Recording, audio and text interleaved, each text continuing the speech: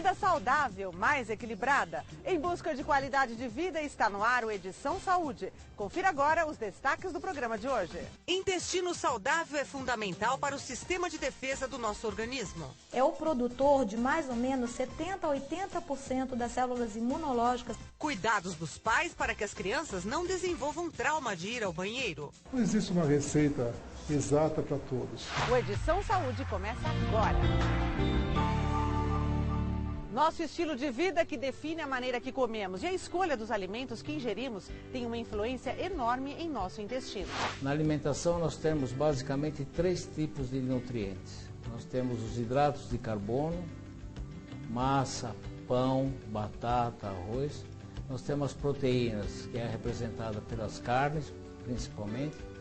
E nós temos as gorduras, que são representadas pela manteiga, pelo azeite, pelo óleo. Alimentação rica em fibras e atividade física são as duas principais atitudes que a gente pode ter para melhorar o hábito intestinal. Aliás, de uma maneira geral, sempre que a gente puder optar por mais integral, é sempre melhor qualidade nutricional e de fibras. Mamão é bom para o intestino. Quando você come mamão, você está pondo fibra no intestino. É bom. Bagaço de laranja, comer a laranja, ao invés de só chupar ou tomar o suco de laranja, é bom. Hoje é bem sabido que a incidência de câncer de colo é menor na população que consome mais fibra. O bom funcionamento do intestino é importante para uma boa qualidade de vida. Um intestino saudável garante a vitalidade da pele, melhora o humor, ajuda a emagrecer, ajuda no controle imunológico. Certamente quem pensa que o intestino está apenas relacionado com o processo de digestão fica surpreso ao saber que ele ajuda na defesa do nosso organismo. O tecido linfóide intestinal é o produtor de mais ou menos 70% a 80% das células imunológicas que vão modular o nosso sistema imunológico. Temos 2 funções primordiais. Temos a função de absorção e a função de secreção. O intestino delgado secreta várias substâncias extremamente importantes que participam ativamente no processo digestivo. E depois nós temos uma função de absorção, onde são absorvidos todos os nutrientes ingeridos na alimentação. O intestino delgado, ele tem mais ou menos 7 metros. Acompanhando a parede intestinal, existe um tecido chamado linfóide. Essa parede do intestino, ela é quem define, quem seleciona o que entra e o que não entra dentro da gente. Então é o seguinte, é nutriente? Entra.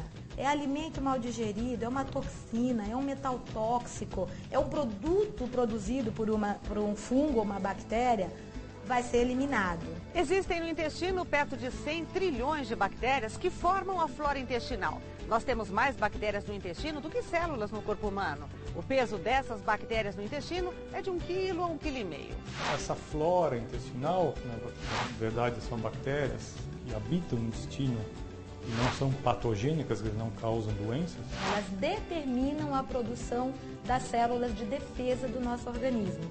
Quando ela induz essa produção, depois ela vai fazer a maturação dessas células para elas serem ativadas. Então, a coisa mais importante que existe para modular o nosso sistema imunológico, as bactérias intestinais. Quando você tem uma alimentação muito desbalanceada ou ingere grandes quantidades de antibióticos, você pode estar matando boa parte dessas bactérias. Legume, verdura e fruta é a principal matéria-prima para a fermentação das boas bactérias. Assim como cereais integrais, as leguminosas, né, feijão, ervilha, lentilha, proteína de difícil digestão. Principalmente essas 3, leite, glúten e soja. Açúcar em excesso, carboidrato refinado, a lactose, tá? Então, isso é muito mais alimento para os fungos e más bactérias. Na maioria das vezes, as bactérias que você identifica numa infecção pós-operatória são do próprio intestino. Essas bactérias no intestino não estão causando problemas, mas se elas conseguirem migrar para dentro da circulação ou para fora do intestino, elas vão causar doença. A ação das bactérias boas na formação do sistema imunológico é apenas um dos motivos que faz o intestino ser considerado o segundo cérebro.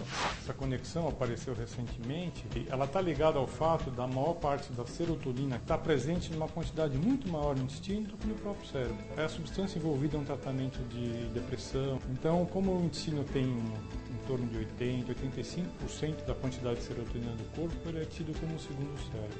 Para manter esse segundo cérebro em pleno funcionamento, é preciso, além dos cuidados com a alimentação, adotar algumas ações. O mais importante é o consumo regular de frutas.